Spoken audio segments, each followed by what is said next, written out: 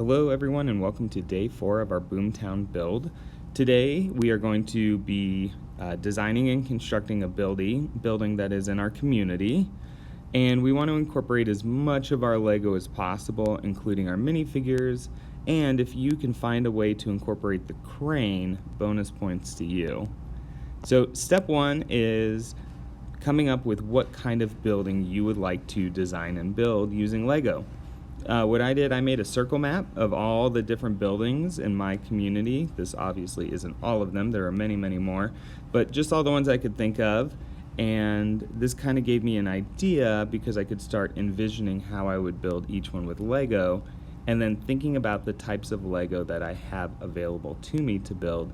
And this process kind of helped me figure out, which one I might be successful in building. So some are going to be easier than others with your Boomtown build. Obviously, if you have your personal Lego, that might help dictate which type of building you would like to make today.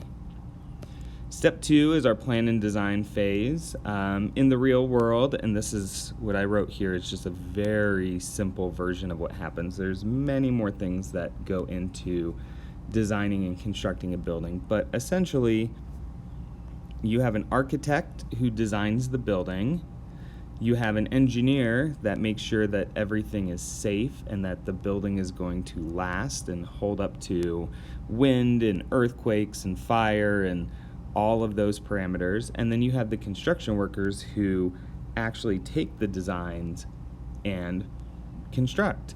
And within the construction worker field, there are many specialists, such as electricians and plumbers and people who run the heavy machinery. So there's a whole host of people that work on designing and constructing our buildings. For you, though, you have to play all those parts today. When you are designing your Boomtown build, kind of as the architect of it, you need to think, what type of building are you going to design?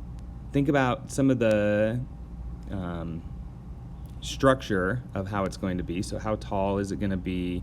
Will there be stairs? Will there be ceilings? Start thinking about what the structure of your buildings are going to look like. Think about where your building sits on the plot of land, or in this case our base plates. Is it going to have a sidewalk or a lawn or a driveway or parking? Where are our doors going to be? How are we going to represent windows?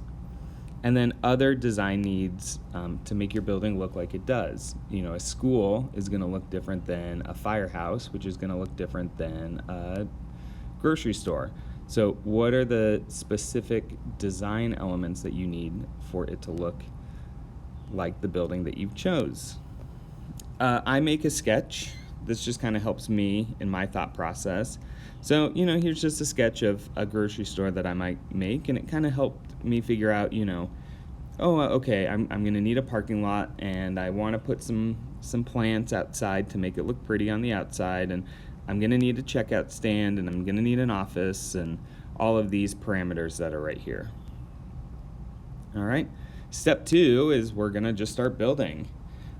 All of the building ideas are completely up to you. You can build this however you want. What I've done in this little section here on Canvas is given you just some helpful hints and some building ideas and how to possibly construct your build. So putting base plates together so that they don't fall apart can be a little bit of a challenge, but think about using a plate in the middle between them. Maybe have a swimming pool or a fountain or a bathtub, maybe putting a wall between the seams, or you could even ignore those and not connect the base plates together and use things like bridges and walkways to connect them together. And then you just have blank space in between. When you're doing your walls, we're going to use our imagination here. We don't have an unlimited supply of Lego, and so we can't build super tall walls and ceilings and everything. We just run out of Lego. So you can build your walls 1 or 2 layers high, and then it just kind of gives us an idea of what those walls will look like, and we'll just use our imagination to fill in the blanks. The following stuff just kind of shows you how you might want to construct a bed or a countertop. some tables, some shelves, so just some hints and ideas about how you can make these different elements and incorporate them. And then the last step is to really focus on the details. What makes your building look the way it does, and add your minifigures to it. Give them a sense of motion and action. What are they holding? What are they doing? Where are they moving to? How are they moving about your building? And then add in decorations and plants and all the other small little details that are going to make it look great. Don't forget to take pictures of all your builds. We want to make sure that you're sharing everything that you're making with us. We're super excited to see what you'll be able to construct today. And my wish is that everybody kind of chooses a different building in the community so we can just see a whole variety of different buildings today. All right, this should be a super fun activity, so have fun doing it.